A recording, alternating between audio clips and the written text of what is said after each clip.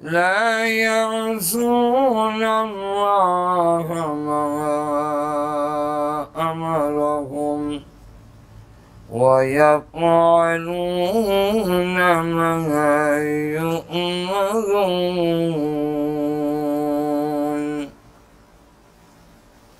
قال النبي صلى الله عليه وسلم ألا كلكم راع وكلكم مسؤول عن رعيته. الإمام راع على ملكه وهو مسؤول عن رعيته، والرجل راع على أهله وهو مسؤول عن رعيته، والمرأة راعية على بيت زوجها وولده وهي مسؤولة عن رعيته. صدق الله العظيم وصدق رسوله النبي الكريم. اللهم صل على محمد وعلى آل محمد كما صليت على إبراهيم وعلى آل إبراهيم إنك حميد مجيد. اللهم بارك على محمد وعلى آل محمد كما باركت على إبراهيم وعلى آل إبراهيم إنك حميد مجيد.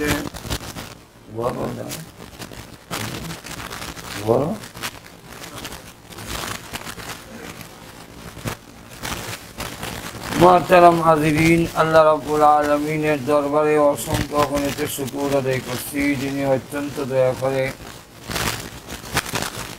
জুমার দিনে আসর আর মাগরিবের মধ্যবর্তী অত্যন্ত গুরুত্বপূর্ণ সময়ে কোরআন হাদিসের আলোচনা শোনার জন্য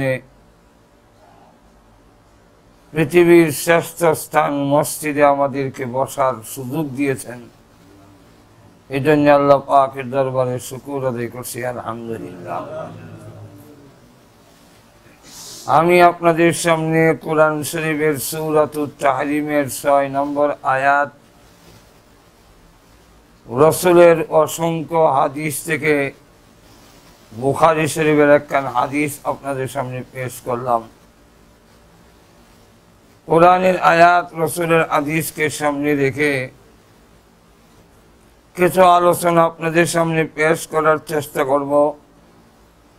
আল্লাহ পাক যেন আমাকে ইখলাসের সাথে কথা বলার, আপনাদেরকে আমলের নিয়তে শোনার তৌফিক দান করেন। সকলে বলেন আমিন। সূরাতুত তাহরিমের 6 নম্বর আয়াতে আল্লাহ প্রথমেই বলেন, ইয়া আইয়ুহাল্লাযীনা আমানু, হে ঈমানদাররা। ঈমানদার বলে আল্লাহ পাক আহ্বান করছেন। ফার্সিতে বলা হয় ঈমানদার, আরবিতে হয় মুমিন। পৃথিবীতে অনেক ধার আছে, জমিদার, তরফদার, হাওলাদার, সর্দার, চৌকিদার, দহাদার,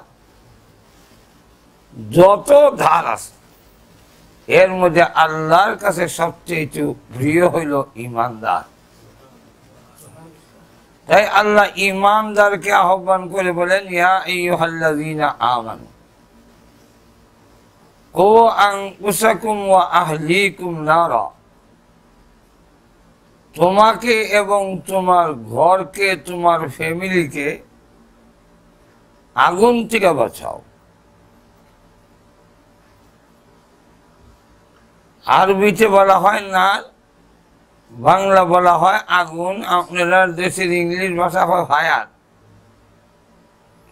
সমস্ত জেনারেল আগুনকেই ফায়ার বলে বা আরবিতে নার বলে।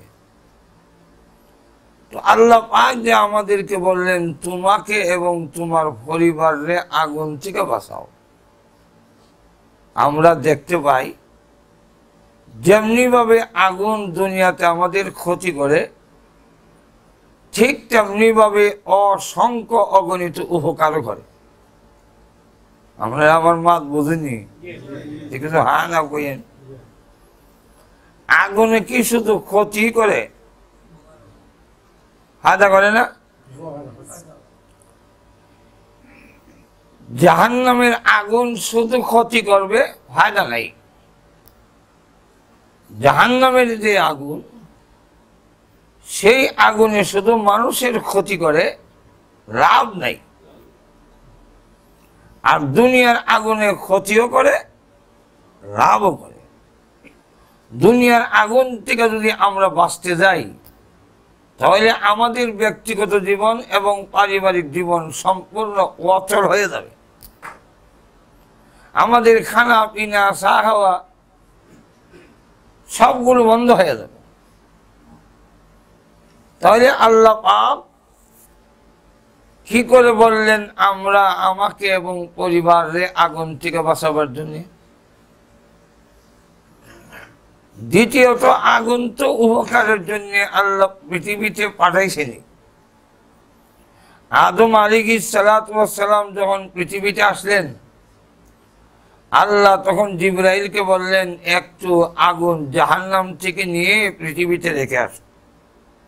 আদমে তো আগুনের দরকার হইব। জিবরাইল গেলেন জাহান্নামে, গিয়া বললেন একটু আগুন দেন, যিনি দায়িত্বে ওনার নাম হলো মালিক।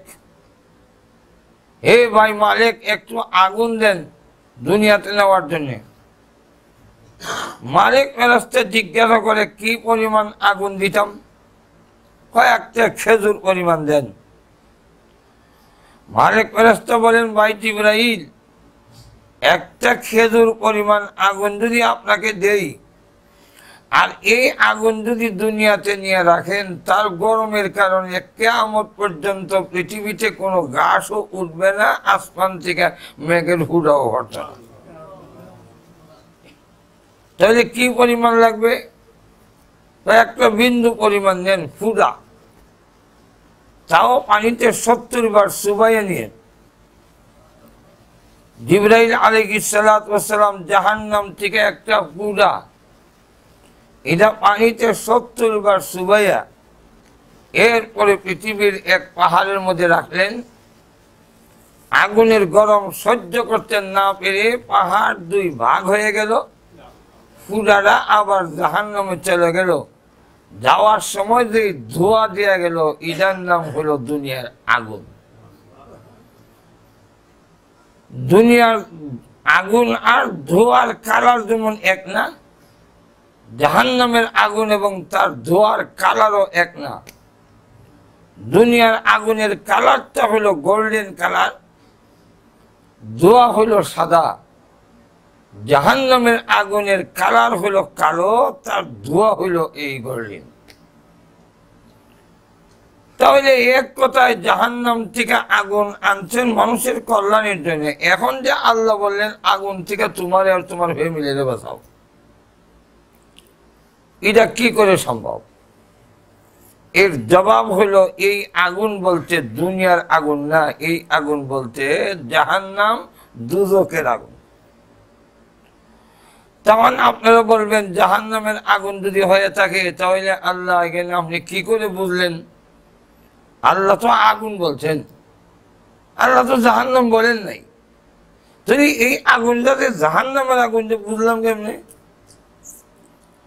আয়াতের পরের অংশ আল্লাহ পাক বলেন কোন আগুন? যেই আগুনের লাকড়ি হবে মানুষ আর পাথর। এই কথার দ্বারা বুঝতে পারলাম এই আগুন বলছে দুনিয়ার আগুন নয়, কারণ পৃথিবীর আগুনে মানুষ লাকড়ি হয় না। জানি না আপনারা ইউকে, এই ইংল্যান্ড, লন্ডনে মানুষ লাকড়ি দেয় কিনা চুলার ভিতরে? আছে? একটু হ্যাঁ না কইেন। আপনারা এই ইউকের ভিতরে এমন কোন চুলা আছে যেখানে লাকড়ি মানুষ দিলায়? তাহলে পৃথিবীর কোন চুলা নাই যেখানে মানুষ লাকড়ি দেয়। একটা চুলাই আছে যেখানে লাকড়ি মানুষ হিসেবে দেওয়া হবে, এটার নাম আর তো জোরে বলেন জাহান্নাম। তাহলে এই কথার দ্বারা বললাম এই আগুন বলতে দুনিয়ার আগুন না, জাহান্নাম। নইলে অর্থ হইল হে ইমানদাররা, তোমাকে এবং তোমার ফ্যামিলিকে জাহান্নামের আগুন থেকে বাঁচাও। যেরকম ঠিক না? এখন প্রশ্ন হইল, এটা যদি জাহান্নামের আগুন হয়ে থাকে তাহলে আল্লাহ জাহান্নাম কথাটা আনলেন না কেন? কেন বললেন না জাহান্নামের আগুন থেকে নারু জাহান্নাম, জাহান্নামের আগুন থেকে বাঁচাও, না কইয়া জাহান্নাম সরাইয়া ডাইরেক্ট আগুন বললেন কেন? নিশ্চয়ই এর কোন কারণ।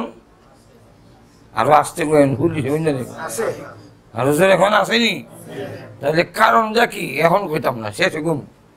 কারণ আগে কইলে যদি যাইন গা, এই জন্য শেষ না কইলে যাওয়ার ভয় নাই।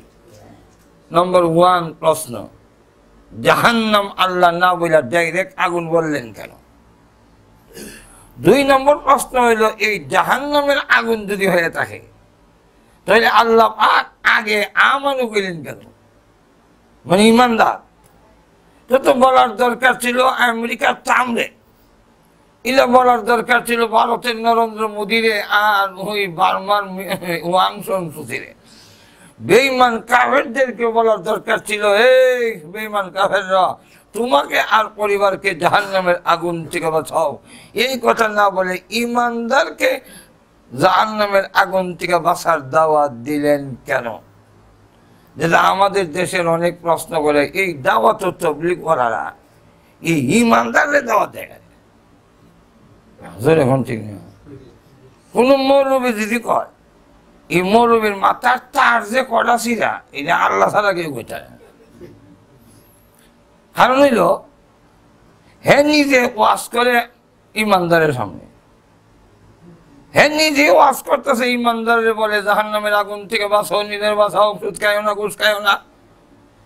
নিজে ইমানদারের সামনে তবলিগ করে, আর তবলিগ করার আগে যদি মসজিদ মানুষের কয় ইমান আমলটা ঠিক করো, দুদকের আগুন থেকে বাঁচো, তাহলে হিটা না যায়, একটা যায় হয়ে যায়। তাহলে বোঝা যায় এর মাথার তার সিরা, তার ঠিক নেই, এখন ঠিক নেই গেল এক।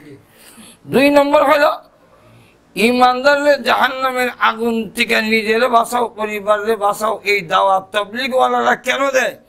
এটা তবলিগ ওয়ালারে না জিগাইয়া আল্লাহরে জিগাইয়া। আল্লাহ কেন দাওয়াত দিল? আল্লাহর যেই জবাব তবলিগ ওয়ালার এক জবাবই। যাক, এরপরেও ইমানদাররে কেন আল্লাহ আহ্বান করে বললেন বাঁচাও, এটারও একটা কারণ। এটারও একটা কারণ।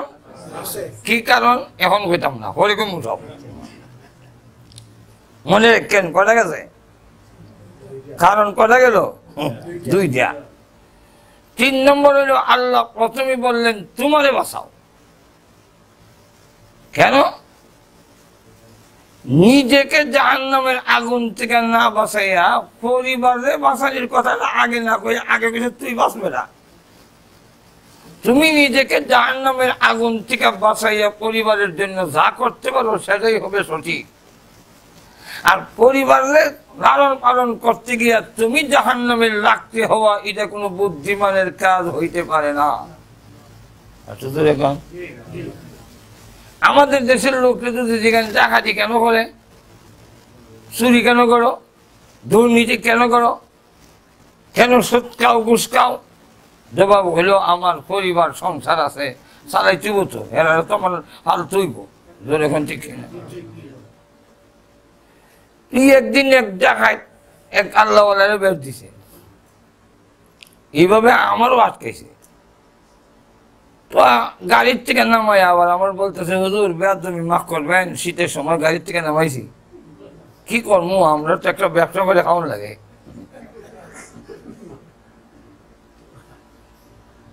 হেরাও একটা ডাকাইতি ব্যবসা রয়েছে। তো ওই আল্লাহওয়ালা জিজ্ঞাসা করলো, ভাই তুমি যে আমার বেশ দিলে চুরি ধরলা, উদ্দেশ্যটা কি? টাকা দেন। টাকা নিয়ে কি করবা? আমার টাকা নিয়ে তুমি কি করবা? কয় আমার বউ বাচ্চা আছে, পরিবার আছে, তাদেরকে তো লালন পালন করতে হইব, একসাথে করতে হইব। তো বললো, তুমি যে এইভাবে ডাকাতি কইরা আমার অবৈধভাবে আমার আঘাত কইরা পয়সা নিয়ে যাচ্ছ, এদের যে গুনাহ হবে, অপরাধ, তুমি যারা রেখা হইবা হেরা কি তোমার এই দায়িত্ব নিবে?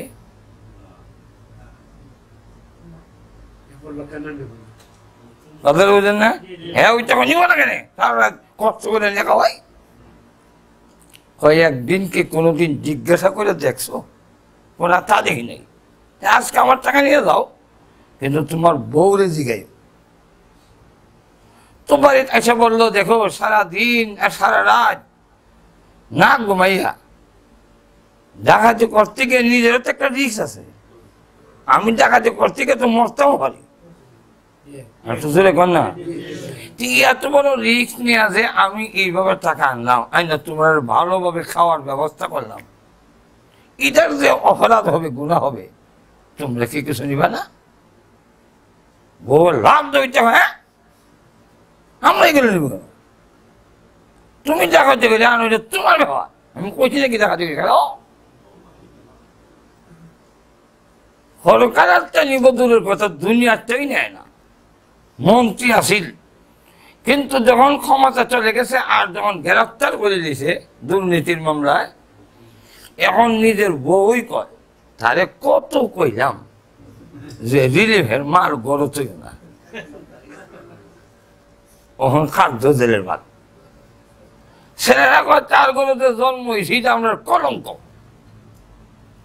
হাতে কাছে বাজারে মুখ দেখাইতাম পারি না, সে চুলের হুয়া কয়।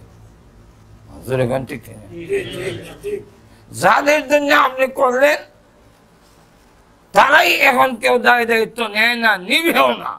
যেরকম ঠিক কিনা?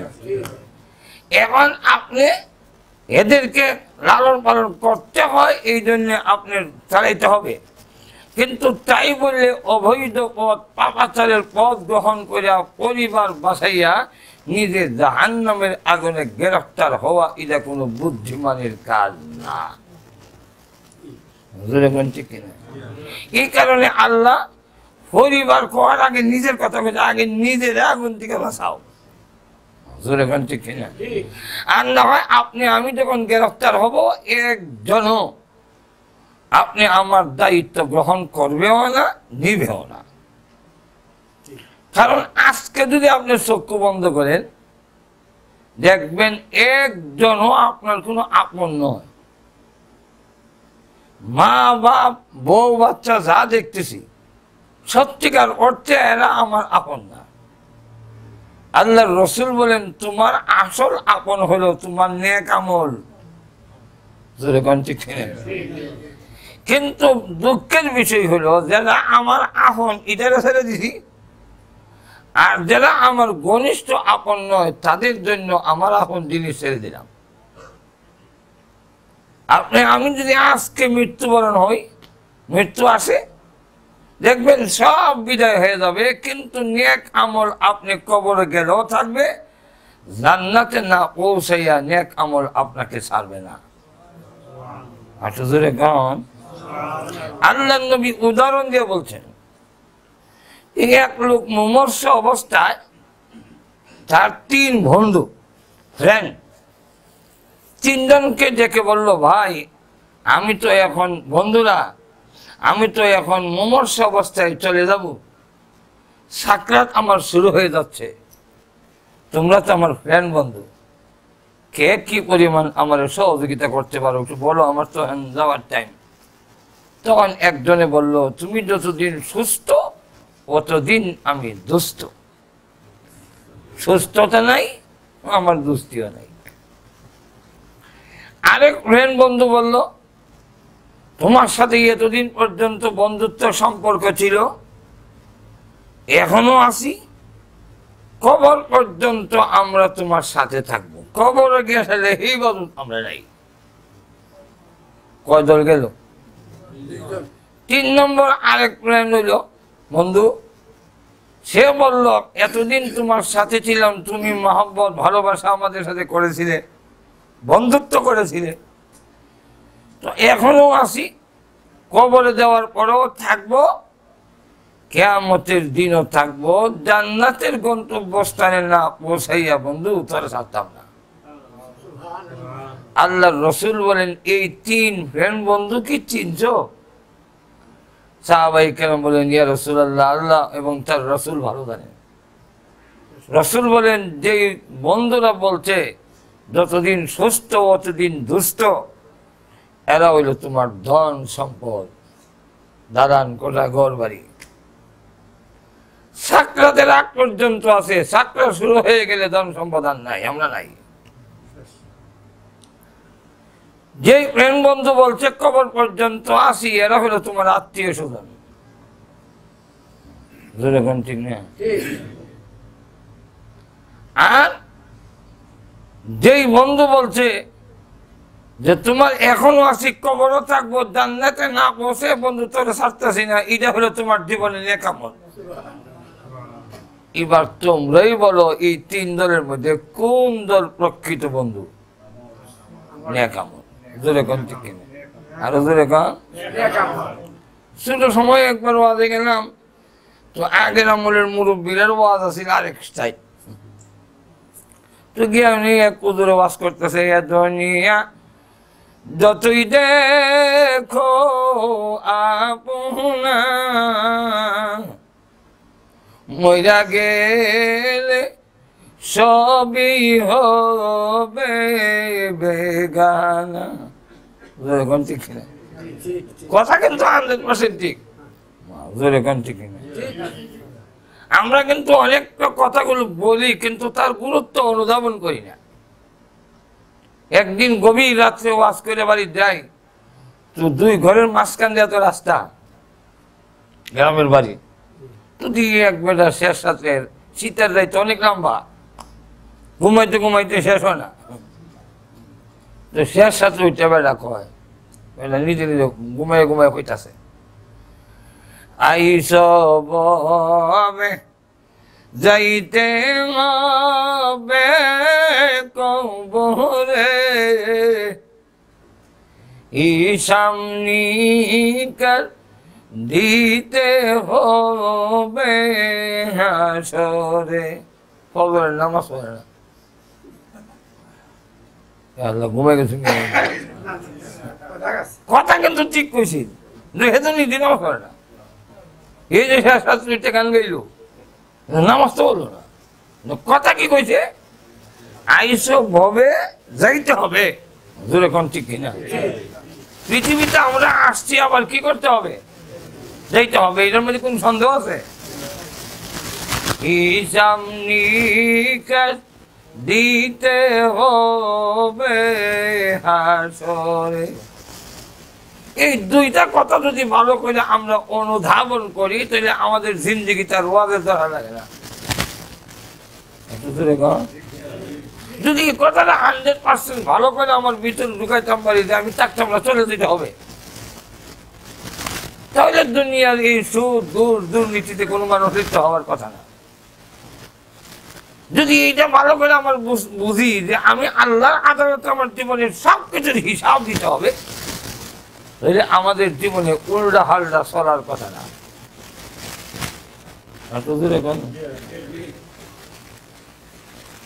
এই যে বলতেছে যে এই দুনিয়া যতই দেখো আপনা, মরে গেলে সবে হবে বেগানা। আপনি মরে দেখেন একজনও আপন না। এটা এখন বুঝ আসে না। যেদিন মৃত্যুবরণ করবেন ওই দিন আল্লাহর রসুল হাদিসের মধ্যে আইছে যে মুতু কাবলা আন তামুতু, মরার আগে একবার মইরা দেখো, তুই বুঝতে পারবে কে আপন আর কে পর। না, আমি একবার অসুখ হওয়ার কারণে, হাসপাতালে যাওয়ার কারণে আমি বুঝাইছি কি পরিমাণ আপন কেলারে, আপন কেলারে হন, কে কি পরিমাণ মহব্বত করে, এটা প্রমাণ হয়ে গেছে। ঠিক না? তো এটার একটা ঘটনা কনের টাইম হইতো না, এই জন্য আমি ওইদিকে যাব না। উদাহরণ দিয়া দৃষ্টান্ত দিয়া বুঝাইছে যে এই পৃথিবীর যে কেউ আসলে সত্যিকার অর্থে আপন না। সুতরাং ওনাদের দায়িত্বে সম্পর্ক, পৃথিবীতে আসার পরে সম্পর্ক হয়েছে একজন বাপ, একজন মা, যেরকম ঠিক না, একজন ভাই, একজন বোন, আমার বউ, আমার ছেলে, আমার মেয়ে, একটা সম্পর্ক হয়েছে পৃথিবীতে আসার কারণে। তো এই সম্পর্কটা আমার দায়িত্ব আছে তাদের সকলের লালন পালন করা, তাদের খোঁজখবর নেওয়া। কিন্তু তাই বলে এদের করতে গিয়া, মা বাপরে করতে গিয়া, বাপরে করতে গিয়ে, মাকে লালন পালন করতে গিয়ে, বোন ভরণ পোষণ করতে গিয়ে, সন্তানের ভরণ পোষণের দায়িত্ব নিতে গিয়ে আমি এমন কাজ করা ঠিক হবে না যেই কাজে আমি নিজে আসামি হয়ে যাই। বুঝাইতাম আসি না। এই কারণে আল্লাহ বলছেন আগে তোমারে বাঁচাও, এরপরে বলেন ফ্যামিলিরে বাঁচাও। তাইলে এখন 3 নম্বর প্রশ্ন রইল, আমরা আমাদেরকে বাঁচাবো কিভাবে? জাহান্নামের আগুন থেকে আমাকে বাঁচানোর পদ্ধতি আমরা জানি না। যদি জানতাম তাহলে আমাদের দেশের, বাংলাদেশের মহিলারা স্বামীর ভয়ে তেল না দিয়া বন্ড হীরের হওয়া তেল দিল নইলে, বন্ড হোক আর সই হোক, মাজুর এখন ঠিক না, হীরের হওয়া গে তেল দেন, এটা জাহান্নাম থেকে বাঁচার পদ্ধতি না, বরং জামাই হওয়া তেল দিলে জাহান্নাম থেকে বাঁচার সম্ভাবনা আছে। আর হীর যত বড় বলি হোক, একটা আব্দুল কাদের জিলানির মতো যদি হয়, আর ওনার যদি কোনো মহিলাকে তেল মরায়, তো হইলে দুজকের আগুন ঠান্ডা হইব, দূরের কথা আরো গরম হইব। দুজোর এখানে ঠিক নেই। আমাদের দেশের পুরুষেরা নিজেকে জাহান্নামের আগুন থেকে রক্ষা কেমনে করতে হয় এই পদ্ধতি জানে না বলেই কবরের সামনে, ভন্ডের সামনে গিয়ে শ্রদ্ধা দেয়। আছে না আমাদের জোরে কেন? কবরের শ্রদ্ধা দিলি কেন? এই ঘরের সামনে, একটা সামনে মাথা নত করছে কেন? তার জবাব হইল জাহান্নামের আগুন থেকে বাঁচতে মেলে বাবা রে, এটা জাহান্নামের আগুন থেকে বাঁচার পদ্ধতি না। তাহলে জাহান্নামের আগুন থেকে নিজেরে কেমনে বাঁচাবো এটাও আমাদের জানার দরকার নেই। কেমনে বাঁচাইতাম এটাও এখন কইতাম না। এটা করা গেল। 4 নম্বর হইল পরিবার কারে কয়। আমরা পরিবার কারে কয় এটা জানি না বুঝলা। আমরা দেশে অনেক সময় শুধু বই পরিবার, যেভাবে আমাদের দেশে অনেক আছে একাই সরকার, ইমরান সরকার, একই সরকার, কথা বলছেন না? আবার মৌলভীবাজার দিকে একটা জায়গার নাম, একটা বাজারের নাম আছে সরকার বাজার। এই সরকার বাজারের অর্থ এটা না যে আব্দুল হামিদ তা হয়ে গেল।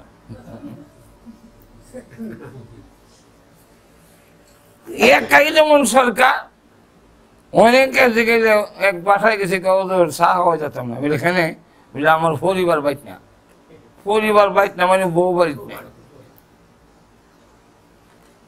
তাহলে পরিবার কাকে বলে এটাও আমাদের জানার দরকার। জোরে কোন ঠিক কটা হইল? আর জোরে কোন 4টা। 5 নম্বর হইল পরিবারে জাহান্নামের আগুন থেকে আবার বাঁচাইতাম সামনে, এটাও আমরা জানার দরকার আছে নি? কটা হইল? এটাও এখন কইতাম না, সব জবাব হইল করে। এখন আসেন আয়াতের অর্থটা আগে করি। যেরকম ঠিক না? ইয়া আইয়ুহাল্লাযীনা আমানু কু আনফুসাকুম ওয়া আহলিকুম নারা। হে ঈমানদাররা, তোমাকে এবং পরিবারকে আগুন থেকে বাঁচাও। যেই আগুনের ইন্ধন লাকড়ি হবে মানুষ আর পাথর। وقودها الناس والحجارة যেই আগুনের লাকড়ি মানুষ আর পাথর দেওয়া হবে। এরপর আল্লাহ বলেন আলাইহা মালাইকাতুন গিলাযুন শিদাদ, সেখানে আল্লাহ ফেরেশতা নিযুক্ত করে রেখেছেন। আরবিতে কয় মালাইকা, মালাকুন মানে ফেরেশতা, আর মালাইকা মানে বহু ফেরেশতা। তো জাহান্নামের মধ্যে ছোট ফেরেশতাও আছে, বড়ও আছে। ছোট্ট ফেরেশতাতে আল্লাহ নবী বলেন এই কানের লতির থেকে কাঁধ পর্যন্ত মাঝখানের গ্যাপটা হইল 700 বছরের রাস্তা। এই জায়গা যদি এত বড়, মাথার থেকে পা পর্যন্ত কত বড়। লড়াই কইরা ফিরটা মাইরিয়া কিলায় গুঠি দিয়ে মাইর কইরা ক্যাডার বাহিনী ছুটতে দেবে, এই ধারণা করো না। ঠিক না? বড় ফেরেশতা কত বড়? বড়ের মধ্যেই একজনের নাম মালিক। মালিক ফেরেশতা কত বড়? 2 হাতে জাহান্নামী মানুষ আর জিন মিলাইয়া যতজন হবে ওনার 2 হাতের আঙ্গুলের সংখ্যা ততটা হবে। এক আঙ্গুল দিয়ে এক একজনকে ধরবো, 2 আঙ্গুল লাগাইতো না। আমাদের দেশের কোন কোন সন্ত্রাসীকে ধরার জন্য যৌথ বাহিনী লাগায়। কি বাহিনী? পুলিশ, র্যাব, বিডিআর, বিজিবি, হ্যাঁ 3 বাহিনী ঘেরাও করে তারা ধরতে হবে। আল্লাহ বলেন তুমি যত বড় অপরাধী হও না কেন, আমার ফেরেশতা যৌথ বাহিনী রাখবে না। এক আঙ্গুল দাসি বাধা ধরবো তুমি আর। তো আল্লাহ বলতেছেন আমার ফেরেশতাদের সিফত, কোয়ালিটি, তাদের গুণাগুণকে আমি আগে জানাই দেই। এরপরে যদি না বাসো তোমার ব্যাপার। ঠিক কিনা? এরপরেও যদি তুমি কেউ জাহান্নামে যাইবা, যাও, দরজা খোলা। এরপরে তুমি যদি জান্নাতে যেতে চাও, যাও। আল্লাহ পরিষ্কার করে দিয়েছেন আমি কিন্তু তোমার জোর কইরা জাহান্নাম থেকে বাঁচাবো না, আর জোর কইরা তোরে জান্নাতও দিতাম না। তোমাকে ইচ্ছা এবং অনিচ্ছার উপরে ছেড়ে দিলাম। কেন ছাড়লাম? এর কারণ হলো তোমাকে ভালো এবং মন্দ, জান্নাত এবং জাহান্নাম, শাস্তি এবং আরাম বোঝার মতো এবং বেঁচে থাকার মতো যোগ্যতা আমি আল্লাহ তরে দিই। ঠিক না? যেখানে তোমার ক্ষমতা নাই, এখানে না করতে পারলে তোমার কোনো অপরাধ নাই। কিছু জিনিস আছে আল্লাহ আমাদের দিয়েছেন, আর কিছু জিনিস আছে আল্লাহ আমাকে দেন নাই, যে আল্লাহর হাতে রয়ে গেছে। যেমন আপনাকে যদি বলি 1 হাত লাগান, 2 হাত লাগান, 2 হাত তোলেন, তুলবেন, দাঁড়ান, দাঁড়াইছি, 1 পা উঠান, উঠাইছি, এই পা উঠান, উঠাই, দোনো পা তুললে খারান,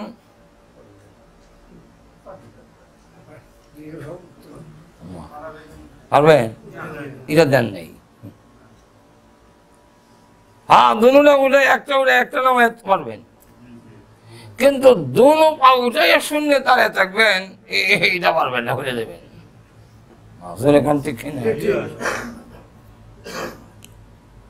তো আল্লাহ রাব্বুল আলামিন বলেন তোমাকে সুযোগ দিলাম, এখন শোনো ফেরেশতার কিছু সিফত কই। আল্লাহ বলেন গিলাযুন শিদাদ,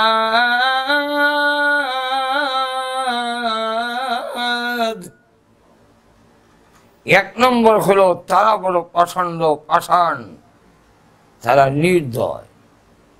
তোমাদের যে পিছাবে, তোমরা চিৎকার দিলে তাদের মায়া দয়া লাগবে না, আগে জানাই দিই রক্তাক্ত হবে, তোমার রক্তাক্ত অবস্থায় দেখে মায়া লাগবে না। ঠিক কিনা? আমাদের বাংলাদেশের এক সাংবাদিক, এক পত্রিকার সম্পাদক এক কোর্টে কুষ্টিয়ার কোর্টে হাজিরা দিতে গেছে, না এই এক দলে ওনার উপরে হামলা করে রক্তাক্ত করছে। এখন সবাই ব্যথিত, যারা আওয়ামী লীগ করে হেরাও কয় এই কামরা এইভাবে একজন, কারণ এই কথা এটার বিরুদ্ধে করার কোনো সুযোগ নেই, কারণ রক্ত দেখে সবার দয় আসে। আর তো না, এখন যদি আওয়ামী লীগের লোকেরা ছাত্র লীগে ফিরেছে ঠিক করছে, কেন লেগে উল্লাহ আল্লাহ বক্তৃতা দেয়, বাংলাদেশের মানুষের সমর্থন হবে না। মাজুর এখন ঠিক তাহলে রক্তাক্ত হইলে, রক্তাক্ত অবস্থায় দেখলে প্রত্যেকে তার পক্ষে চলে যায়, কিন্তু তোমাকে যখন জাহান্নামে পিটাবে, রক্তাক্ত হবে, তোমার প্রতি কেউ সমর্থন থাকবে না, কেউ মায়া দেয়া লাগবে না, এরা নিষ্ঠুর। 2 নম্বর, লা ইয়াসুনাল্লাহ মা আমারাহুম, হেরা আমার অবাধ্য নয়, আমার হুকুমের অবাধ্য না। এই কথা মনে করে না তোমাদের দেশের পুলিশ বাহিনীর মতো ঘুষ মুষ দিয়া সাইজ করে হলাম। আমাদের দেশের পুলিশ বাহিনী অনেক সময় সরকারের কথাও মানে না। সরকারের নির্দেশ হলো তাকে ধরে, অপরাধীকে ধরে কোর্টে চালান দাও, পুলিশে গিয়া ধরছে, ধরে কোর্টে চালান দিবে, বান্ধে দিছে। এমন সময় আসামির পক্ষ থেকে যদি পুলিশের কানে ইসমে আজম হইয়া ভালো করে ফু দেওয়া যায়, ইসমে আজম বুঝছেন ঘুষের টাকা, কারণ পুলিশের কাছে এর থেকে বড় ইসিমার, যদি তার কানে ইসমে আজম করে ফু দেওয়া যায়, আসামির সাইডা দিয়া সরকার রেখে গেছিলাম তোর আর লেগে হেরে লাগাল হয়েছে না, এমন ঘটনা আসেনি? আর আল্লাহ রাব্বুল আলামিন সূরা মারিদের মধ্যে বলেন, হে পৃথিবীর মানুষেরা, আমি আল্লাহর বাহিনী যেদিন তোমাদের ধরবে, তুমি যদি তোমার স্থাবর অস্থাবর সম্পত্তি দাও, ঘুষ দাও, হেরাস্তারি, আমার 10টা ঘর আছে লন্ডনে, নিয়ে যা, সিলেটও একটা বাড়ি করছি, হিজাও নিয়ে যা, আমার ছেলে মেয়ে যা আছে সব নিয়ে যাও, এমনকি যদি আপনি তামাম পৃথিবীর মালিক হয়ে যান, আর ফেরেশতাকে বলেন তামাম পৃথিবী নিয়ে যাও, আমাকে ছেড়ে দাও। আল্লাহ রাব্বুল আলামিন কোরআনে বলেন, তামাম পৃথিবী দিলেও এক মুহূর্তের জন্য ছাড়বে না। ঘুষ দিয়া ছাড়া হইবা এই আশা করো না। আমাদের দেশের কোনো অপরাধীকে যদি ধরা হয়, আর অপরাধে যদি সরকারি দলের হয়, কোন দলের? আওয়ামী লীগ কইছি না, আবার সরকারি দল যে ওইটা হোক, আওয়ামী লীগ হোক, যাচাবাড়ি হোক, রঙ্গি গামছা, ঠিক না?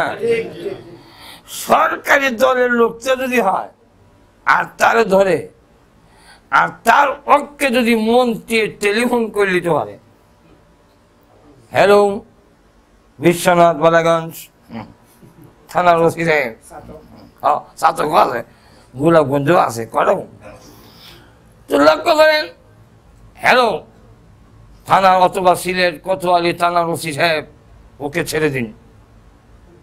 স্যার এর কেমনে ছাড়তাম, এর যন্ত্রণায় সিলেটের মানুষ অতিষ্ঠ। তখন মন্ত্রী আর বাংলা কয় না। আমরা দেশে যদি হঠাৎ করে ইংলিশ শুনে তো হাজমা গরম হয়ে যায়, তখন মন্ত্রী কয় দিস ইজ মাই ওয়ার্ডার। ঠিক না? তখন আসামি ছেড়া দিয়ে 3 খাসি দিয়ে ছেড়া দেয়। এমন ঘটনা বাংলাদেশের জমিনও আসেনি। আল্লাহ বলেন তোমাকে আমার বাহিনীতে দিন ধরবে, কারো দিস ইজ মাই অর্ডার চলিবে না। ব্রিটেনের নারী রানী যদি কয় দিস ইজ মাই অর্ডার, আমার দেশের নাগরিক, চলবে না। এখন ঠিক কিনা? 3 নম্বর হইল আমাদের দেশের কোন ইমাম সাহেব যদি ধরে রায় পুলিশে, এলাকার মানুষে কয় ইমাম সাহেবরে যখন ধরে দিছে, মৌলানা মাতাব সাহেবের মতো লোক যখন ধরে দিছে, তারা আমরা থেকে লাভ কি? রাজি সুটা যা আছে লাও, দা কন্তি কুড়াল, চতুর্দিক থেকে যখন মানুষ দা কন্তি কুড়াল হয়ে গেছে, পুলিশ অবস্থা বেগতিক দেখা কয় ভিক্ষা লাগতো না, কুত্তা সামলাও, আসামি চাইরা জুতা হালাইয়া দৌ। আল্লাহ বলেন আমার বাহিনী যেদিন ধরবে, তাম পৃথিবীর মানুষ তোমাকে ঘেরাও দিলেও ধরে রাখতে।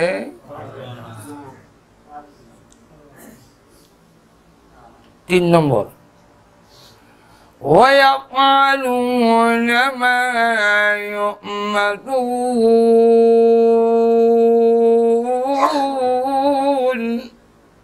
আল্লাহ বলে আমার বাহিনী এমন বাহিনী, আমি যা করতে বলবো তাই করবে, এর থেকে বাড়াইয়া করবে না। আমরা দেশের পুলিশ বাহিনী সরকারে যা কয় এর থেকে আরো বাড়াইয়া করে। সরকারের নির্দেশ হইল কারো নামে যদি কমপ্লেন আসে থানায়, তাকে ধরবে, কৌড়ো চালান দেবে, তুমি বিচার করো না। আগে আমি অপরাধী সাব্যস্ত হব, এরপরে টর্চারিং করবে, এরপরে আমার শাস্তি হবে, এর আগে নয়। এখন ঠিক না, যেটা আপনাদের দেশে করে না, আমেরিকা দিলে করে না, পুলিশ আসামি ধরে ফিরে না, ভিতরে নিয়ে খেতে পারে জানি না, কিন্তু রাস্তাঘাটে দেখি করে গাড়ি হলো, কিল ঘুষি মারলো, হেরা আবার ফালটা দেয় না। এখন ঠিক না। আর আমাদের দেশের পুলিশ বাহিনী সুবহানাল্লাহ দইরা এর রাস্তা তো এমন ফিটা, এরপরে আবার তানাত নিয়ে লটকায়া এমন মাইর দেয়, মায়ের সুরে এরা আদা মারা হয়ে না। এমনও ঘটনা ঘটছে, এক গ্রামে এক নামে 2 লোক, নাম একটা, মানুষ 2টা, একজন আসামি আর একজন আসামি না, বুঝলেন না? তো যে আসামি না, পুলিশ গ্রামে ঢুকে হের হয়ে গেছে। আমার নাম নসির আলী, গ্রাম বিলেই গ্রাম, চল ও কই দিতাম, ও গেলে বুঝবে কই দিতে। থানাত নিয়ে এমন মার দিল, ল্যাংড়া করে দিছে। ওরে চালান দেওয়ার পরে গিয়া নথিপত্র খাতা করো, কাগজ দেখে দেখে যেটা আসামি না। তাহলে মাঝখানে যে এই মাইরটা খাইলো, এটা কোন মায়ের? লাভ মায়ের। এটা আপনার বাসায় লাভ, আর ইসলাম বলে এর নাম জুলুম। এর নাম কি? আসো জোরে কন। ইমন মায়ের বাংলাদেশে ওইটা চিনি, আসো জোরে কন। আর যেই দেশে এই জুলুম চলবে, সরকার পরিবর্তন হতে পারে, মন্ত্রী এমপি পরিবর্তন হতে পারে, মেয়র চেয়ারম্যান পরিবর্তন হতে পারে, আল্লাহর কসম দেশের জাতির চরিত্রের অবস্থার পরিবর্তন হবে না। জুলুম অত্যাচার আর অশান্তি, মারামারি, খানাখানি, কোনাকুনি হতেই থাকবে, যেহেতু এই জমিনে ইনসাফ নাই, এই জমিনে জুলুম আর অত্যাচার। যেরকম ঠিক এই কারণে আল্লাহ বলেন আমার বাহিনী তোমাদের প্রতি জুলুম করবে না। তোমার অপরাধী না, দৈরি ফিরা জেলের পরে খাইছো, নিরমদান মশার দেখাইনি না, ফিরে ডুব গেছে, যে খাইছে হেরো ফির, যে খাইছে না হেরো ফির, এরকম না। আল্লাহ পাক আগে অপরাধী সাব্যস্ত হবে, এরপরে তার প্রতি নির্দেশ আসবে অপরাধ বৈধ সাজা। আল্লাহ বলেন আমার বাহিনী তোমাদের প্রতি জুলুম করবে না। এটা হইল আয়াতের অর্থ। আয়াতের আয়াতের অর্থটা করলাম।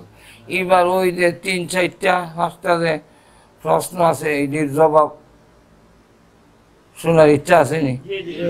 আর তো এখন হাদিসও একটা পড়ছি, হাদিসেরও তর্জমাটা কই, ব্যাখ্যা যেমন সময় নাই। বুখারী শরীফ হাদিসে আল্লাহর নবী বলেন, আলা সাবধান, মনোযোগ দিয়া শোনো, কুল্লুকুম রাইন আলা কুল্লুকুম রাইন ওয়া কুল্লুকুম মাসউলুন আন রাইয়াতি। তোমরা প্রত্যেকটি মানুষ দায়িত্বশীল, আর তোমরা দায়িত্ব সম্পর্কে আল্লাহর আদালতে জিজ্ঞাসিত হবে। আল ইমামু রাইন আলা মুলকিহি, এখানে ইমাম বলতে যারা প্রশাসনের বিভিন্ন পদে বইছে এরা এই ইমাম, এই মসজিদের ইমাম না, মানে মাতাব না, এটা হলো রাষ্ট্রীয় পদে যারা বসা আছে। আর ইমামু রাইন আলা মুলকি, যদি মসজিদের ইমাম হইতো তাহলে হইল হইল আল ইমাম আলা রাইন আলা মুসল্লি মসজিদি, না, অথবা মসজিদ। এখানে আনতেন আল ইমাম রাইন আলা মুলকিহি, মুলক মানে রাষ্ট্র। প্রত্যেকের দায়িত্বশীল, আর প্রত্যেকের দায়িত্ব সম্পর্কে আল্লাহর আদালতে জবাব দিতে হবে। এরপরে বলেন প্রত্যেকটা ব্যক্তি ওর রাজুলু রাইন আলা আহলিহি, প্রত্যেকটা ব্যক্তি হলো তার পরিবারের রাখাল, দায়িত্বশীল, তার দায়িত্ব সম্পর্কে জবাব দিতে হবে। এরপরে বলেন ওয়াল মারআতু রাইয়াতুন আলা বাইতি যাওজিহা, একজন মহিলা দায়িত্বশীল হলো তার ঘরের, স্বামীর ঘরের এবং তার বাচ্চার, এই সম্পর্কে আল্লাহর আদালতে জবাব দিতে হবে।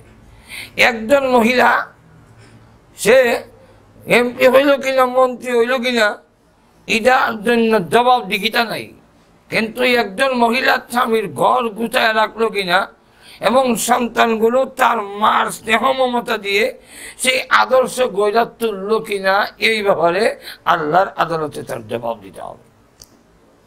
এই হইল হাদিসের অর্থ। অসুবিধা হইতেছে না আপনারা? এখন কইতাম নি ব্যাখ্যা একটা ধরে এখন।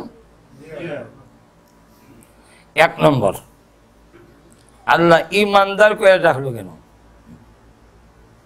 কাফেররে কেন দাওয়াত দিল না? এর জবাব হইল বেঈমান কাফের যারা আল্লাহ যারা বিশ্বাস করে না, পরকাল বিশ্বাস করে না, এরা জান্নাত আর জাহান্নামও বিশ্বাস করে না। আর মুমিন ইমানদার তারা যারা জাহান্নাম এবং জান্নাত বিশ্বাস করে। ঠিক আপনারা বিশ্বাস করেননি? জান্নাত আর জাহান্নাম যারা বিশ্বাস করে তারা মুমিন, জান্নাত জাহান্নাম যারা বিশ্বাস করে না এরা মুমিন নয়। এখন যারা জান্নাত আর জাহান্নাম, দুজক আর বেহেশত বিশ্বাস করে না, তাকে যদি বলে ওরে আল্লাহর বান্দা, নিজেকে এবং পরিবারকে জাহান্নামের আগুন থেকে বাঁচাও, একত জাহান্নামের আগুন কি তাই তুই বুঝি না। একটা বেঈমানকে জাহান্নামের ওয়াজ করণ আর কুত্তা বিলাইরে করণ সমান। একটা বিলাইরে যদি কেউ ওয়াজ করে, ওরে বিলাম মাছ বাজি করে রাখলাম, হযরত মৌলানা মাহতাব সাহেবরে দাওয়াত দিছি, আজকের রাত্রে আমরা খাইতাম, পরের জিনিস খাইলে কবিরা গুনাহ, জাহান্নামের আগুনে জ্বলবে বিলাই। পরের জিনিস খাইস না, পরের মাছ খাইস না, তাহলে জাহান্নামের কঠিন শাস্তি ভোগ করতে হবে। এইভাবে যদি ওয়াজ করেন, বিলাই আপনার জাহান্নামের ওয়াজ শুনে মাছ বাজি খাওয়া ছেড়ে দিব। কেন ছাড়বে না? এর জাহান্নাম বুঝি না। যেরকম ঠিক আমাদের বাংলাদেশে অনেক কুকুর হারে বাড়ি পাহারা দেওয়ার জন্য, রাখালির জন্য কুকুর পালায় এখনো জায়েজ আছে, কিন্তু আউশা কুকুর রশি লাগাইয়া তৈরি তৈরি আড়ন, এই জাতীয় কুকুর আড়ন জায়েজ না। কিন্তু আপনার বাড়ি একটা কুত্তা আছে, রাত ঘুমাইলে সুরাই লাগাইলে দৌড়াইতো, এটা জায়েজ আছে। তো কুকুরটারে একদিন ওয়াশ করলেন, এরে কুকুর 11 মাস তুই বাড়ি ভাড়া দিস, 1 মাস তোরে রাইত হয় না কেন? ভাদ্র মাস, আল্লাহ আমার মনে বুঝতে অসুবিধা। তুই যাস কই? এরে কুকুর তুই কই যাস আমি জানি। গার্লফ্রেন্ডের পিছনে পিছনে ঘুরোস। কুকুরের গার্লফ্রেন্ড হইল কুকুর নিয়ারি। হ্যাঁ, কুকুর এইভাবে গার্লফ্রেন্ডের পিছনে বিবাহ শাদী সারা এইভাবে যদি ঘুরোস, জাহান্নামের আগুনে জ্বলবি, কঠোর শাস্তি হবে। এইভাবে ওয়াজ করলে কুত্তায় ওয়াজ হইনি, আপনার এই গার্লফ্রেন্ডের পিছনে যাওয়া বাদ দিলে কেন? জাহান্নাম বুঝি না। ঠিক তেমনি ভাবে যেই মানুষটা জাহান্নাম বুঝে না, জাহান্নাম বিশ্বাস করে না, তাকে যদি বলেন তোমাকে এবং তোমার ফ্যামিলিকে জাহান্নামের আগুন থেকে বাঁচাও, তাহলে কোন আর কুত্তা বিলেরে কোন এক সমান। আর তো জোরে গান, এটা আমার কথা না, স্বয়ং আল্লাহ কোরআনে বলছে, সাওয়াউন আলাইহিম আ'আযারতাহুম আম লাম তুযিরহুম লা ইউমিনুন।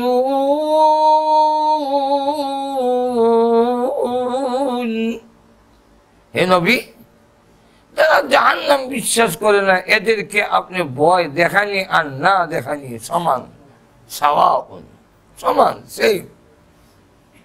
তাহলে ইমানদারকে কেন আল্লাহ শুরু করলেন ইমানদারকে দিয়ে? যেহেতু ইমানদার জাহান্নাম বিশ্বাস করে, এই কারণে আল্লাহ পাক কাফেরদের না কইয়া ইমানদারকে বলতেছেন তোমারে আর তোমার পরিবারকে জাহান্নামের আযাব থেকে বাঁচাও। জোরে কোন ঠিক নেই, আরো জোরে বলে। 2 নম্বর ব্যাখ্যা হইল, জান্নাত দেওয়া জাহান্নাম থেকে মুক্তি দিবেন, এটা আল্লাহ পাক একমাত্র ওয়াদায় আবদ্ধ ইমানদারের সাথে। কার সাথে? বিনা শর্তে নয়, শর্তের সাথে।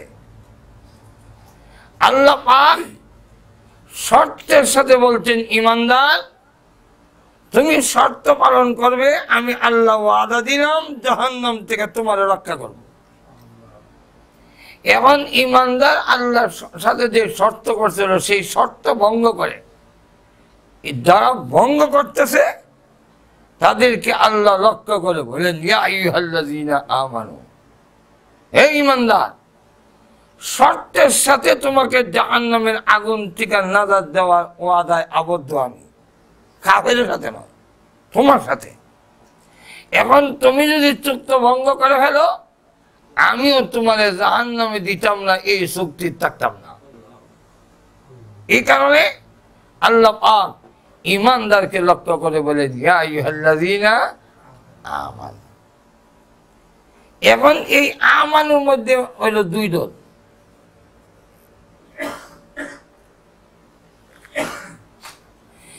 একদল আমানু ইমানদার জাহান্নামকে দেখার মতো বিশ্বাস করে, জান্নাতকে দেখার মতো বিশ্বাস করে। আরেকদল ইমানদার দাবিদার জাহান্নাম বিশ্বাস করে কিন্তু দেখার মতো না, শোনার মতো বিশ্বাস। যারা দেখার মতো বিশ্বাস করে তারাই হলো প্রকৃত মুমিন, তারার নাম হলো সাহাবায়ে কেরাম। ঘুমাই গেছেন? আর যারা জাহান্নাম বিশ্বাস করে কিন্তু শোনার মতো দেখার মতো না, এরার নাম হলো ইমানদার দাবিদার মুনাফিক। নাম কি? মুনাফিক। ধরেন কি নাম? মুনাফিক। মুনাফিকরা জাহান্নাম বিশ্বাস করে, কিন্তু শোনার মতো শুনছি শুনছি দুটো বিলাসে। আর সাহাবায়ে কেরামের জান্নাত এবং জাহান্নামের বিশ্বাসটা ছিল, জাহান্নাম দেখলে যেইভাবে ভয়, জান্নাত দেখলে যেইভাবে লোভ হবে, ঠিক সাহাবায়ে কেরামের বিশ্বাসটা ছিল জান্নাত দেখার মতো, জাহান্নাম দেখার মতো বিশ্বাস। আজও যদি আমাদের বর্তমান মুমিন ইমানদার যারা, তাদের ভিতরে জান্নাতের বিশ্বাসটা দেখার মতো হয়, তাহলে মসজিদ মাদ্রাসার বা ভালো কাজের সান্দার লেগে গড়ে দেওয়া লাগতো না, মালিশ করা লাগতো না, প্রতিযোগিতা শুরু হইব, খেলা আগে দিতে পারে, যেভাবে সাহাবায়ে কেরাম প্রতিযোগিতা করে। যদি আজও আমাদের মুমিন মুসলমানের মধ্যে জাহান্নামকে দেখার মতো বিশ্বাস হয়, দেখলে যে বিশ্বাস, এই বিশ্বাসটা যদি হয়, তাহলে কোন ইমানের দাবিদার ইমানদার ঘুষ খেতে পারে না, সুদ খেতে পারবে না, পাপাচারে লিপ্ত হতে পারবে না। কোন মহিলা, যেই মহিলার ভিতরে জাহান্নাম দেখার মতো বিশ্বাস, সেই মহিলা কখনো স্বামীর মনে কষ্ট দিয়ে অবাধ্য হবে না, যেভাবে সাহাবায়ে কেরামের মধ্যে হয়নি। লক্ষ্য করে দেখেন, সাহাবায়ে কেরামের এই বিশ্বাস ছিল বলেই প্রতিযোগিতা শুরু হইতো। আল্লাহর রাস্তায় যখন ডাক আসে, কে যাইবা, দ্বীনের রাস্তায় ডাক আসে জীবন দেওয়ার জন্যে, তখন জীবন উৎসর্গ করার জন্য প্রতিযোগিতা শুরু হইতো বাবা এবং ছেলের মধ্যে, কে আগে যাইতে পারে। আল্লাহ নবী বললেন, কে যাবে আমার সাথে যুদ্ধে, সেখানে গেলে কিন্তু জান চলে যেতে পারে, তবে যদি চলে যাও আল্লাহর সন্তুষ্টির জন্য, আল্লাহর দ্বীনের জন্য যাবে, আল্লাহর দ্বীনকে বলন্দ করার জন্য যাবে এবং সমস্ত অন্যায় প্রতিহত করার জন্য। কারণ এই পর্যন্ত ইসলামের যতগুলো জেহাদ হয়েছে, ইসলামের যতগুলো লড়াই হয়েছে, একটাও আগে হামলা করে নাই। এর আগে কোনো যুদ্ধে একটাও দেখাইতে পারবেন না যে কোথাও কোনো মুসলমান সাহাবায়ে কেরাম আগে কারো উপরে হামলা করেছেন, বরং অন্যরা মারতে আসছে, এরপরে সহ্য করতে করতে পিছাইতে পিছাইতে যখন দেওয়ালে চলে গেছে, আর যখন জায়গা নাই, তখনই হুকুম আসছে প্রতিহত করার জন্য। তাহলে ইসলাম যত জেহাদ হয়েছে, জেহাদ হইল হামলা করলে তা প্রতিহত করা হয়েছে, একটা যুদ্ধ আগের থেকে কারো উপরে হামলা করা হয় নাই। তাহলে আপনাদের এই দেশেরও আইন আছে।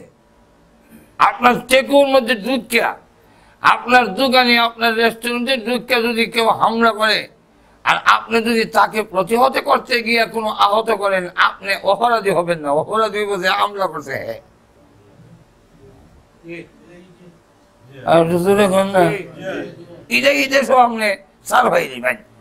যদি বুঝাইতে পারেন যে আমি মারছি না, হ্যাঁ আমার বাড়ি, তখন আমি না হারিয়ে দিছি।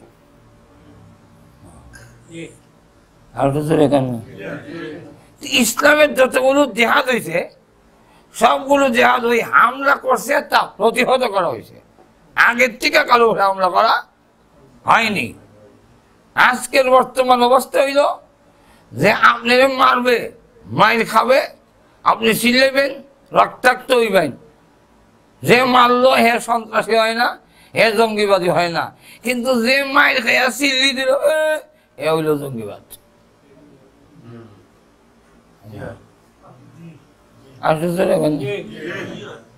আফগানিস্তানের উপরে হামলা করা হয়েছে, এরা দেশ থেকে প্রতিহত করে, এরা হইল জঙ্গিবাদ। সিরিয়ায় গিয়ে হামলা করা হয়েছে, সিরিয়ার মানুষ মায়ের খাই নিজের ঘর থেকেও থাকতে পারে না, এরপর প্রতিহত করে, এরা হইল জঙ্গিবাদ। মাজুর এখন ঠিক না। ফিলিস্তিন এরা নিজের দেশ দখল করে যেতে তখন জেরুজালেম গেছে, মাজুর এখন ঠিক না। জেরুজালেম পর্যন্ত দখল করে দিতেছে, এখন এটা ফিরেতে গেলে ৭০ যারা এটা দেয়, এরা হলো জঙ্গিবাদ। আর যারা দেশ দখল করে মারে, এরা হলো শান্তির প্রতিষ্ঠাকারী। মাজুর এখন ঠিক না। এইদিকে হিজরা নামের মহিলা ওয়াং সং সুচি, এটা বেড়া না বেরিয়ে আমি এখন পর্যন্ত বুঝতে করতে পারছি না।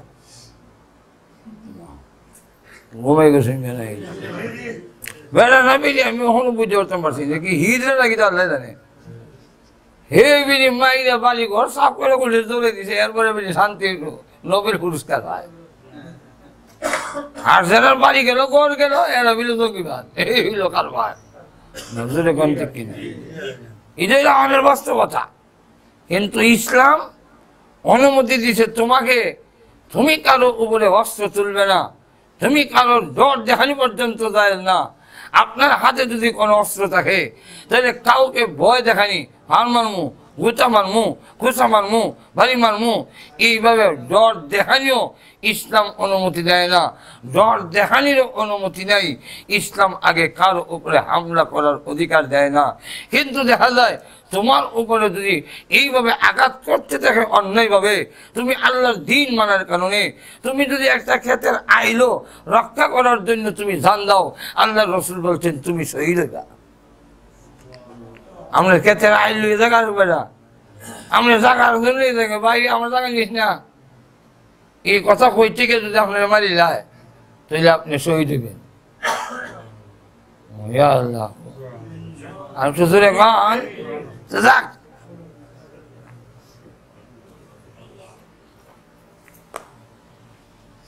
লক্ষ্য করে দেখেন আল্লাহ নবী বলছেন কে যাইবা শহীদ হইবা, হইলে যদি মরে যাও জান্নাতে যাইবা। এখন দেখা যায় বাপও দাঁড়াইছে, ছেলেও দাঁড়াইছে। বাবার নাম হলো আব্দুল্লাহ, ছেলের নাম জাবের রাদিয়াল্লাহু আনহু।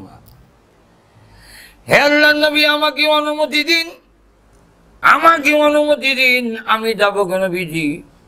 ছেলে দাঁড়ায় কয় আল্লাহর নবী আমার অনুমতি দেন, আমিও যাব। আল্লাহর নবী বলেন এক মিনিট থেকে দুইজনকে আমি জান্নাতের টিকিট দেব না, একজনকে দেব। অনুমতি একজনকে দেব, দুইজনকে নয়। আপোষ করে নাও, কে যাবে? জীবন দেব, গেলে কিন্তু জীবন দেব। আর আমরা যদি কই যে এক সিল্লাত গিয়া ইমান আমলটা ঠিক করবেন, খেলা দেবেন, ঘন্টা দিয়ে দাঁড়ান, এমন সময় বাপে কয় ছেলে রে কই রে আমার খাসি উঠতে থাকে, তুই যা। আর ছেলে বাবা বুড়ো হয়ে গেছেন গিয়ে, আপনি তার কোনো কাম নাই, যাই গিয়া আল্লাহ আল্লাহ করেন গিয়া আপনি মজুর এখন ঠিক কিনা। আল্লাহ নবী বলেন বলো দুইজনে আপোষ করো, কে যাবি? বাবা তার ছেলেকে লক্ষ্য করে বলেন ওরে যাবে, আমার 7টা মেয়ে, একমাত্র ছেলে তুই আমার একজন। এরে বাবা 4টা মেয়ে বিয়ে দিয়েছি, আরো 3টা বাকি আছে। তুই আমার কলিজার টুকরা সন্তান, তুই যুবক, তুই পৃথিবীতে বেঁচে থাক রে বাবা, তবে আমার মেয়েগুলো একটু দেখাশোনা করার দায়িত্ব নিস, আমি চলে যাই। ছেলে ডাকজনে আব্বা এই বয়সে জাহাজে যাওয়া মানায় না, বয়স হয়ে গেছে আব্বা, আপনি কি লড়াই করবেন? আব্বা আপনাকে আমি শ্রদ্ধা করি, আপনি আমার জন্মদাতা পিতা, মেয়েগুলো আপনার দেখাশোনা করার দায়িত্ব আপনার, একটু বাইরে থাকেন, এই বয়সে যাওয়া মানায় না বাবা, আমি যাই। আব্বা দেখে ছেলেকে বুঝাইয়া পারে না, তখন ডাকতে বলে যাবে এতক্ষণ পর্যন্ত আসল কথা বলি নাই, এখন আসল কথা বলি। ওরে বাবা তুই আমার কলিজার টুকরার সন্তান যে বলেছি তা তো ঠিক, কিন্তু এটা আসল কথা নয়। আসল কথা হইল জাহাজে গিয়ে শহীদ হয়ে জান্নাতে যাওয়ার ব্যাপার। এরে বাবা কলিজার টুকরার সন্তান হতে পারস, তুই আমার একমাত্র ছেলে হতে পারস, কিন্তু আল্লাহর কসম করে বলি জান্নাতে যাওয়ার বেলায় বাবা হইয়া পিছনে থাকবো, ছেলে আগে আগে জান্নাতে যাবে। আল্লাহর কসম এই সুযোগ আমি কোনোদিন দিব না। ছেলে ডাক দিবেন আব্বা আমিও যে বলেছি আপনার বয়স হয়ে গেছে, আপনি আমার জন্মদাতা পিতা, বুড়া বয়সে আমি থাকতে আপনি জাহাজে যাবেন, যাওয়ায় না। আব্বা আপনি থাকেন আমি যাই। আব্বা গো, এইটা কিন্তু আসল কথা নয়। আসল কথা হইল, আসল কথা কি জানেন? বলে কোনটা? জান্নাতে যাওয়া। সুবহানাল্লাহ বলবেন না? জান্নাতে যাওয়া। আব্বা আপনি আমার আগে জান্নাতে যাবেন, আল্লাহর কসম এই সুযোগ আমিও দিব না। জান্নাতের প্রতিযোগিতায় গো আব্বা, সাহাবীরা কোনোদিন বাবা আর ছেলে ফিস পা হতে পারে না। আল্লাহ নবী বলেন, কি হইল হুজুর? কেউ কাউরে ছাড় দেয় না, দুজনকে দিয়া দেন। আল্লাহ নবী বলেন, না, একজনকে দেওয়া হবে। লটারি দাও, দেখি আল্লাহ কার নাম পছন্দ করেন। লটারি দেওয়ার পরে মহান আল্লাহ বাবার নাম কবুল করেছে। আরেকদিন নবীজি বলেন, কে যাবে? জাহাজে কে যাবে? এমনি দাঁড়িয়ে গেলেন। ওনার নাম উকবা রাদিয়াল্লাহু আনহু। আল্লাহর নবীর সাথে গিয়ে তিনি শহীদ হয়ে গেলেন, জান্নাতে চলে গেলেন। উনি যখন নবীজি যখন ফিরে আসলেন, ওনারই এক ছেলে, যার নাম বশির, আর কেউ নাই, শুধু একটি বাচ্চা 7 বছরের বশির ইবনে উকবা রাদিয়াল্লাহু আনহুমা।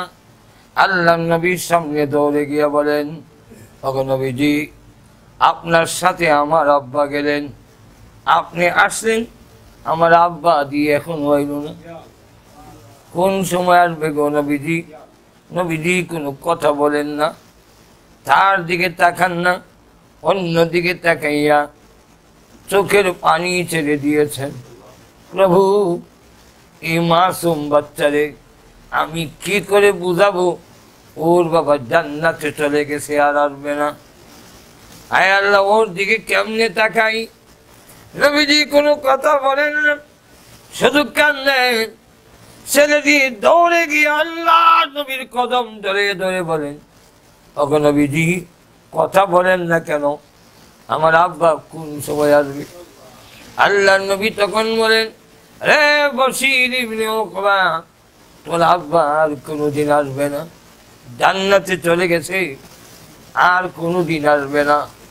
ছেলেটি তখন নবীজির পা ধরে ধরে কান্দে আর বলে, হুজুর, আমার আব্বা যে জান্নাতে চলে গেলেন, আমার কথাটাই একবার ভাবলেন না? আমার যে কেউ নাই, আমার যে মা নাই, আমার ভাই বোন কেউ নাই। ও নবীজি, প্রতিদিন সন্ধ্যা হয়ে গেলে আমি আমার বাবার গলায় ধরে ঘুমাই। আজ আমি রাত হলে কার গলায় ধরে ঘুমাবো? রাত আমি কোথায় কাটাবো গো নবীজি? আল্লাহ নবী তাদের টান দিয়া বুকের সঙ্গে ধরে ধরে বলেন, ওরে বশির ইবনে উকবা, আর কান্দিস না, তোর কান্নায় আমার বুকে ব্যথা হয়।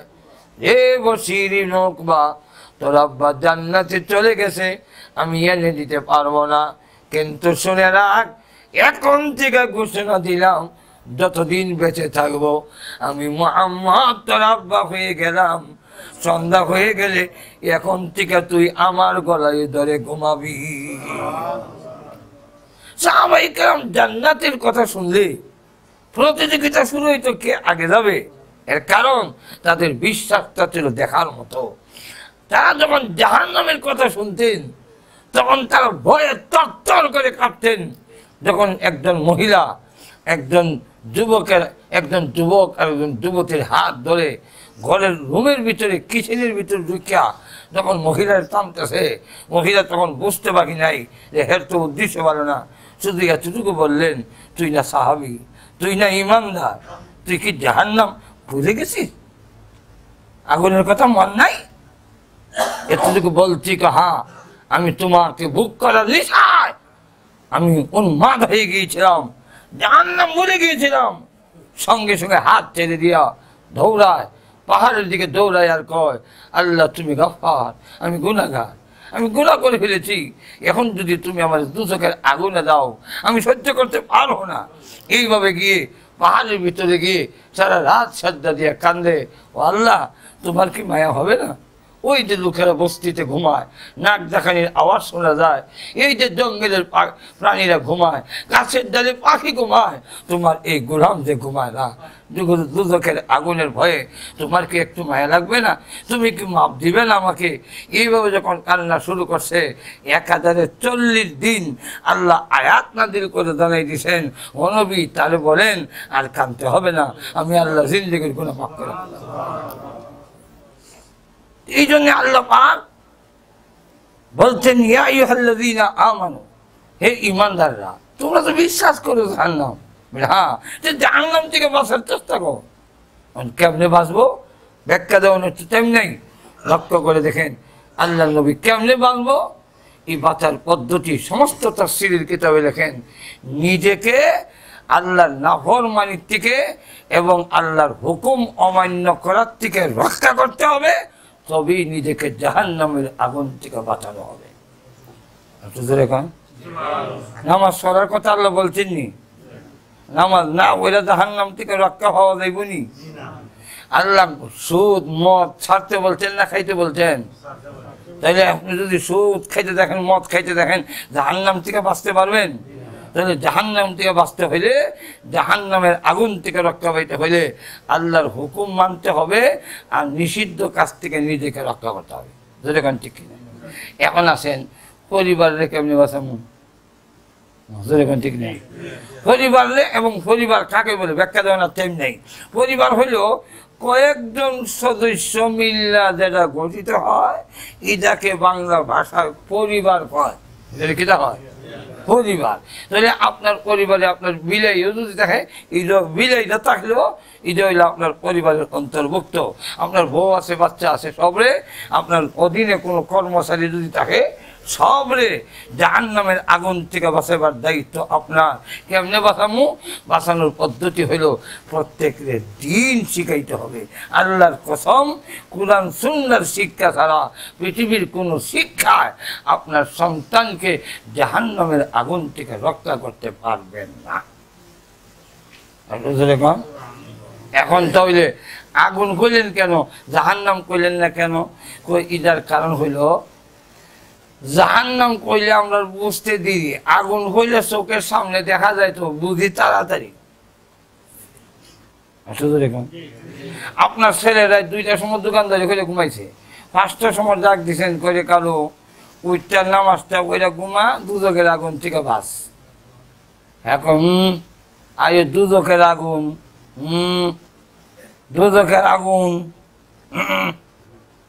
যদি কন বেলা করে আগুন লাগাই দিছে রে, দেখবেন আর কয় না, রেফেন দিছে যে ঘুমাইছিল, উচ্চাদের দৌড় দিছে, লঙ্গি চাকে গেছে রেফের সাথে। আগুন কইলে যে পরিমাণ বুঝে, জাহান্নাম কইলে বুঝে না। আপনি যদি আপনার সন্তানদের রাখবেন, ওর নামাজটা কইলে ঘুমা, এর মা কয় না ঘুমায়, হ্যাঁ দোকানদারি করে রাত 2টার সময় ঘুমাইছে না ঘুমায়, আপনি ধরে বুড়া মানুষ ঘুমাইতে ঘুমাইতে ফিরে ব্যথা করে আপনি নামাজটা দেবেন। ইয়া আল্লাহ, আমরা কোন জাহান্নামের আগে তো বাঁচতো, হ্যাঁ মা কোন না ঘুমায়, মা যদি জাহান্নাম বুঝতো তাইলে ঘুমাও, এই কথা কইতো না। কিন্তু আগুন লাগাই দিলে কয় ডাক দিন না, ওই ডাক দিছি আমার ডাকে উঠে না, আপনার ডাকে যদি না উঠে দরজা লাথি দেন, আমার লাথি দরজা ভাঙে না, আমিও আই, 2জনে মিলে লাথিয়ে দরজা ভেঙিয়া, এরপরে দেখে কল্লা এদিকে ঠেং এদিকে, এক ঠেং লম্বা এক ঠেং বলে রাখছে, 2জনে মিলে এক ঠেঙে ধরে উল্টা টানা, এক কথা করে কিতা কেমত না দিল সে না কিতা বলে না, আগুন থেকে বাঁচাই, দুনিয়ার আগুন থেকে বাঁচাবার জন্য উল্টা ঠেং ঠেক ভেঙিয়া যেভাবে চেষ্টা করা হয়, জাহান্নাম থেকে বাঁচাবার জন্য এই পরিমাণ চেষ্টা কোনো অভিভাবক করে নাই। এই জন্য আল্লাহ পাক আমাকে, আমার পরিবারকে জাহান্নামের আগুন থেকে যদি বাঁচাইতাম পারি তাহলে সাকসেসফুল। আল্লাহ আমাদের সকলকে তৌফিক দাও। সকলে বলেন আমিন। ওয়া আখিরু দাওয়ানা আলহামদুলিল্লাহি রাব্বিল আলামিন। দুয়ার টাইম আসেনি?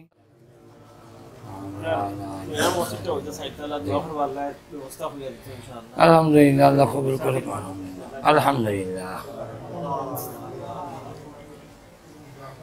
ربنا ظلمنا أنفسنا وإن لم تغفر لنا وترحمنا لنكونن من الخاسرين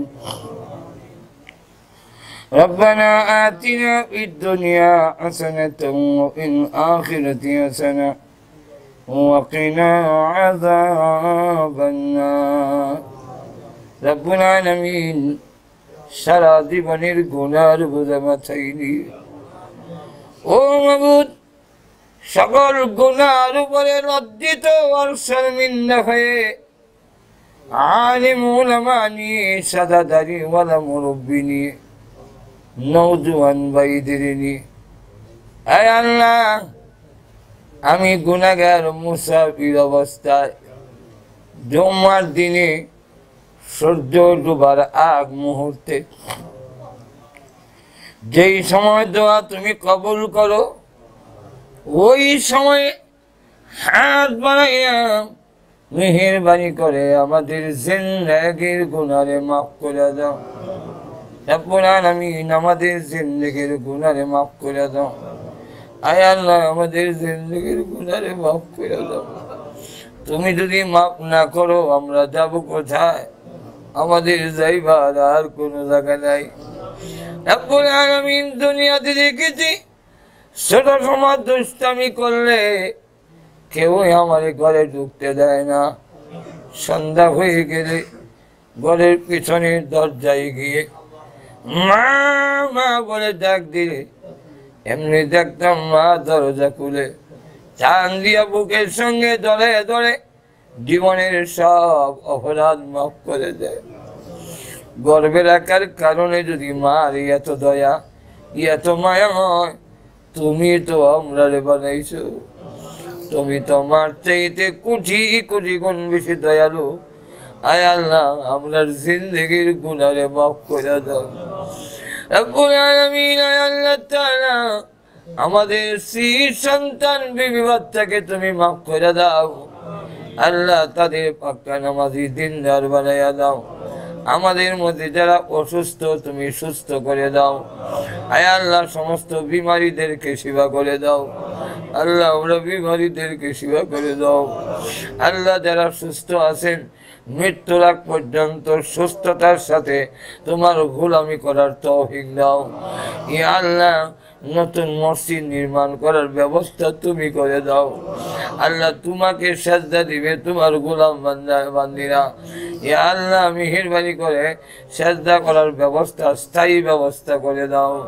রব্বুল আলামিন তোমার গায়বী খাজানা থেকে সকল জরুরত পূরণ করে দাও ইয়া আল্লাহ ইয়া আরহামার রাহিমিন আয় আল্লাহ সারা ইউকের সমস্ত মুসলমান নরনারীকে ইবাদত করো সারা বিশ্বের মুসলমানকে তুমি ইবাদত করো আল্লাহ হজে যারা গিয়েছেন এবং যারা যাইবেন যারা রাস্তায় আছেন সকলকে তোমার কুদরতি হাত দিয়ে ধরে ধরে হেফাজত করো মকবুল হজ আদায় করার তৌফিক দাও আমরা মক্কা মদিনা বারবার জিয়ারত করার তৌফিক দাও আল্লাহ আমাদের যত আত্মীয় স্বজন কবরে ঘুমাইয়াছেন সকলের কবরের আযাব মাফ করে দাও বিশেষ করে আমরা আত্মার নাম জানি না কার মা নাই কার আব্বা নাই আল্লাহ আমরার মা বাবার কবরে আযাব দিও না মা বাবার কবরে জান্নাতের বাগান বানাও আমরা দাদা দাদি নানা নানি শ্বশুর শাশুড়ি আত্মীয় স্বজন যে যেখানে আছেন প্রত্যেকের কবরে জান্নাতের বাগান বানাও ইয়া আল্লাহ আমরা যেদিন দুনিয়া থেকে উঠাইয়া নাও ঈমানের সাথে উঠাইয়া নিও রব্বানা তাকাব্বাল মিন্না ইন্নাকা আনতাস সামিউল আলিম ওয়া তুব আলাইনা ইন্নাকা আনতাত তাওয়াবুর রহিম আমিন বিরহমাতিকা ইয়া আরহামার রাহিমিন